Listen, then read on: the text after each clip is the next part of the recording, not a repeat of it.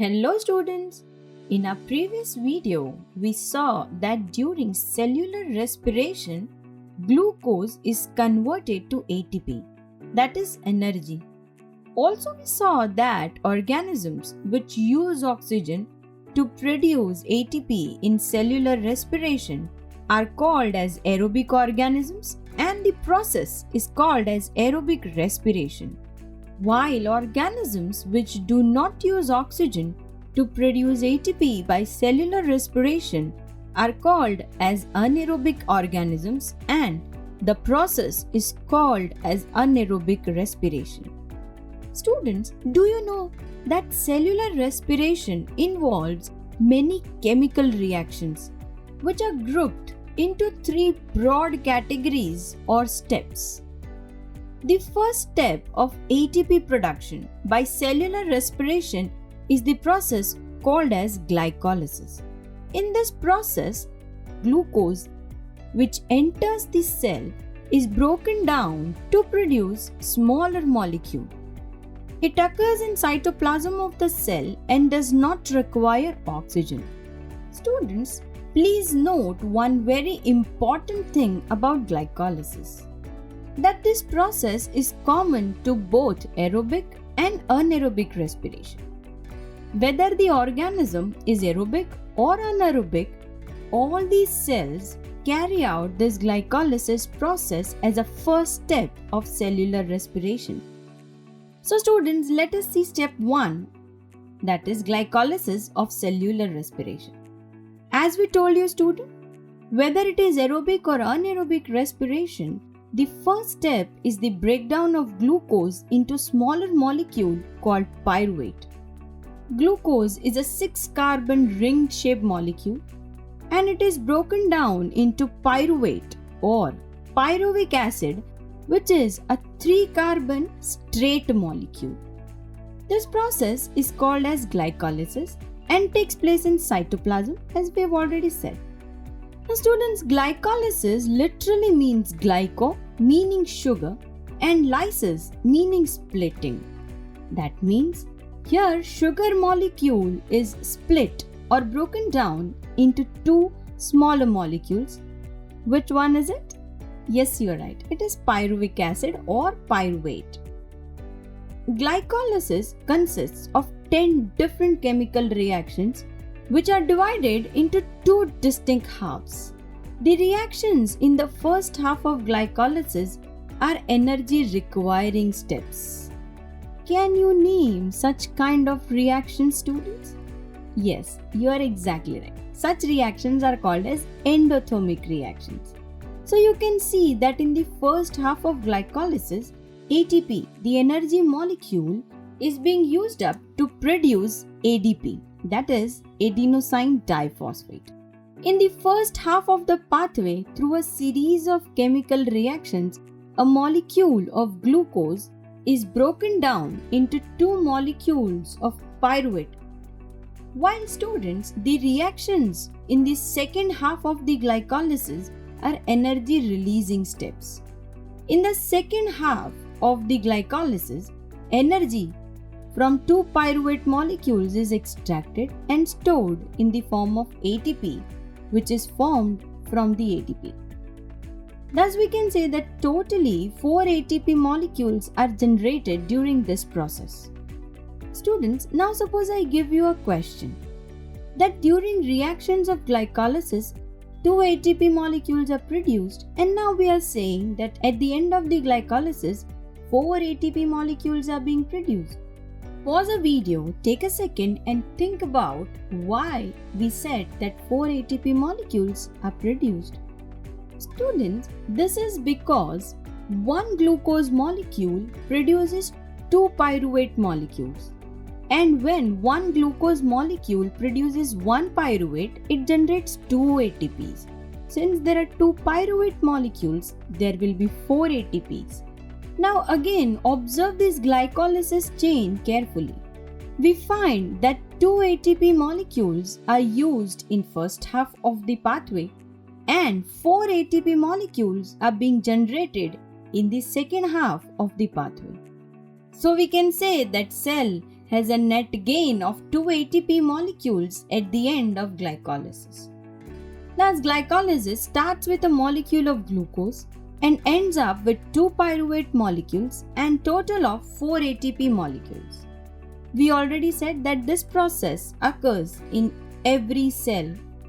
So students, now the question to be asked is, what is the fate of this pyruvate molecule, or what happens to this pyruvate molecule that is being produced? And the answer of this question is nothing but the step 2 of our cellular respiration. So let's see this step 2 of cellular respiration. The fate of pyruvate being produced depends on the availability of oxygen. If oxygen is absent or not available in sufficient quantity to the cell, if an organism is anaerobic, then pyruvate goes through a reduction reaction that results in the production of lactate or ethanol. This is called as anaerobic respiration or anaerobic metabolism. Now students, if oxygen is available, then pyruvate is sent into the mitochondria of the cell, and further breakdown of pyruvate continues through several more biochemical reactions. This set of biochemical reactions taking place in mitochondria are called as citric acid cycle or Krebs cycle. We will see this process in our coming videos. But for now, the whole process is called as aerobic respiration or aerobic metabolism. Students, the point is whether the respiration or metabolism is aerobic or anaerobic. The sole purpose of respiration is to generate energy in the form of ATP. So now let us see the fate of pyruvate in anaerobic conditions in little detail. Students, as we know that anaerobic conditions can arise when there is complete absence of oxygen or when there is little oxygen available to the cell. Under anaerobic conditions, when oxygen is absolutely absent or not available, pyruvate formed during glycolysis gets converted into alcohol and energy. This process is known as alcoholic fermentation since alcohol is formed. For example, yeast and other anaerobic microorganisms ferment glucose into ethanol, while in few organisms, when hypoxic conditions exist in the cell, pyruvate is converted into lactic acid and energy instead of alcohol. And this process is called as lactic acid fermentation since lactic acid is being produced. For example, RBCs of humans, retina cells of eye, and muscle cells ferment glucose into lactic acid. Students, have you ever felt that there is a pain in your muscles or cramps in your muscles after too much of exercise or when you run at a very high speed for a long time? This is because muscles during exercise or while performing fast activities like running use up lot of oxygen. This creates a temporary hypoxic condition in the cell, and due to this, muscle cells respire anaerobically and produce lactic acid by fermentation and lot of energy. Now, can you answer why muscles perform anaerobic respiration since humans are aerobic organisms? This is because aerobic respiration is a long, multi-step process involving many chemical reactions. This takes a longer time to generate ATP, that is energy. In contrast to this, fermentation is a one-step process and generates energy at much faster rate. And since the exercising muscles require faster energy and more energy, cells perform anaerobic respiration. Now, generally, lactate formed in the active muscle is transported to liver, where it is broken down or restored into glucose. But sometimes, due to over-exercising, a lot of pyruvate is converted into lactic acid, which accumulates because the liver is unable to recycle it back into glucose. and thus lactic acid concentration increases in muscles. This buildup of lactic acid during vigorous activities leads to muscle cramps and generates pain. So now students, we have seen step 1 of cellular respiration, which is glycolysis, wherein glucose molecule is broken down into 2 molecules of pyruvate, which is a 3-carbon molecule. Along with it, there is a net gain of 2 ATPs for the cell. And in step 2, we have seen that fate of pyruvate is decided by the presence of oxygen.